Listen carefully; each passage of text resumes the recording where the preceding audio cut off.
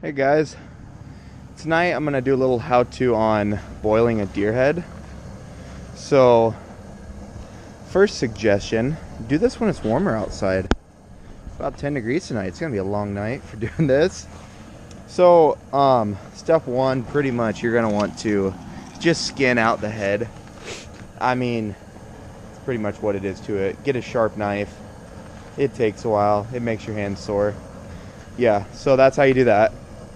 My next setup, I've got a propane burner here, just like a big turkey pot. We've got a little bend in here, oval shaped, and you'll see why that is here in a little bit. Keeps the head from going down in there. So, especially on a night like tonight when it's so dang cold out, I suggest getting hot water. Helps it boil faster if your water's already hot when you bring it out. So, right now we've got the burner on pretty high, and I'm just adding water to it slowly as my bucket of hot water fills. And then we'll bring that up to a boil, put the head in, and it's going to need to boil for probably a good hour, if not more. And then we'll get out the pressure washer, do some work with that, and then we'll keep doing that process until it's how we want it to be. So, yeah, stay tuned. All right, so we got the pot just about full, as you see there. If I can get up close. You don't really want the antlers under the water. I mean, we're trying to avoid color mishaps here. Don't want the bottoms to be lighter than the tops. One thing that I have seen is get a little spray bottle. Just spray the antlers down. That way, keep them nice and wet. If they get real dry and real hot, that's when we're gonna have problems with getting colors mixed up. So we'll just keep those sprayed down throughout the process. So, like I said, it's cold out. We've had this thing going for probably 15 minutes. So, I mean, we've got to be getting really close to a boil. It's pretty dang hot to the touch. So, yeah, we'll let it get to a boil. And then usually once it starts to boil, it doesn't take as much heat to keep it at a boil. So I tend to turn it down a little bit. I mean, no reason to let it sit here and bubble over the top, which, as you can see, it's definitely going to once it starts boiling. So yeah, we'll turn it down, just keep it at a boil, probably run out of propane about a little ways through this, change out our tank and keep going. But yeah, once it's been boiling for about an hour or so, we're gonna get out the power washer and see if we can't get some of this crap off here. Once again, doing this for a friend, a paid job, so we're gonna be super careful. I mean, it's easy to get rammy doing these things.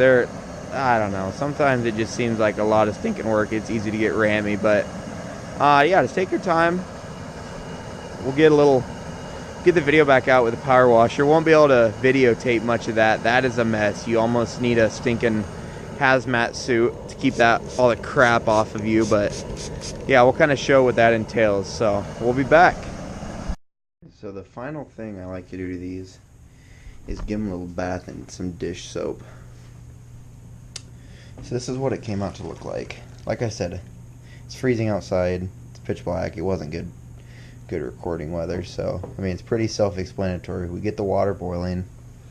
Let it boil. I mean, oh goodness, it boiled for an hour at least. And it took 3 different sessions of power washing, just like I said. We went into the nose, cleaned down through that nose real good. The only thing I'm struggling with a little bit is cleaning out the brain cavity. But other than that, I mean, it came out really nice. So we brought it inside. I might have to scrape a few things off with some pliers or whatnot, but down to that brain cavity is the only spot. Can't see in there very well, but other than that, looks pretty nice. And then in this instance, we won't be whitening this one. That is definitely an option though. This guy wanted it to whiten himself, so don't use bleach. Many other options, but don't use bleach. Tears down the antlers, tears down the bone. So yeah, one last look there. That's how it's done. Another note on when you're using a power washer, use the one like the clean. If you have like different tips, use just the clean tip. You don't want to strip anything off necessarily.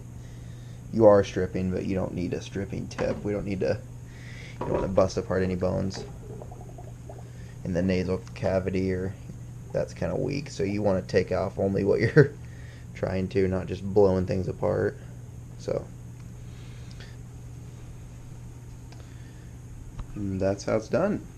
Any questions, comments, leave them below.